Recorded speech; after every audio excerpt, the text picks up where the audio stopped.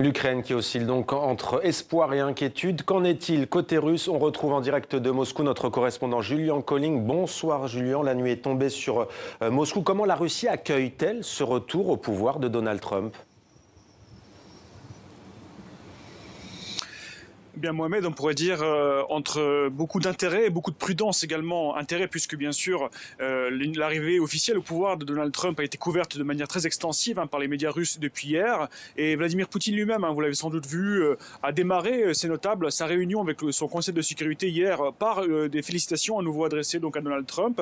Il a également réitéré son souhait et son ouverture en tout cas à un dialogue possible avec Donald Trump sur la question de l'Ukraine, mais un dialogue respectueux et équitable, je cite notamment des intérêts russes bien sûr, qui sont les plus importants aux yeux de Moscou.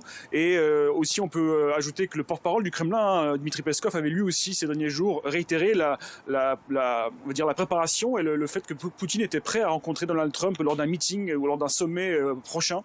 Mais je le disais également, beaucoup de prudence et beaucoup de mesures en fait en Russie, notamment dans la presse russe, et chez les commentateurs, chez les hommes politiques russes également, qui se montrent assez sceptiques finalement du fait que Donald Trump puisse changer quoi que ce soit, notamment au climat, je cite, russophobe, ou en tout cas de confrontation avec la Russie qui règne aux États-Unis selon eux.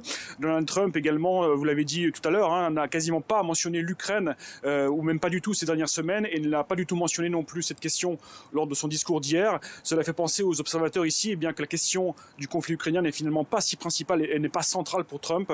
Et c'est ce qui fait également douter, encore une fois, les gens ici de la réelle capacité, de la réelle volonté aussi de Donald Trump d'infléchir le cours de cette guerre. Et donc l'avis qui domine ici, c'est que sans doute on se dirige encore une fois vers une guerre qui va durer et vers un gel peut-être de ce conflit sur les années à venir.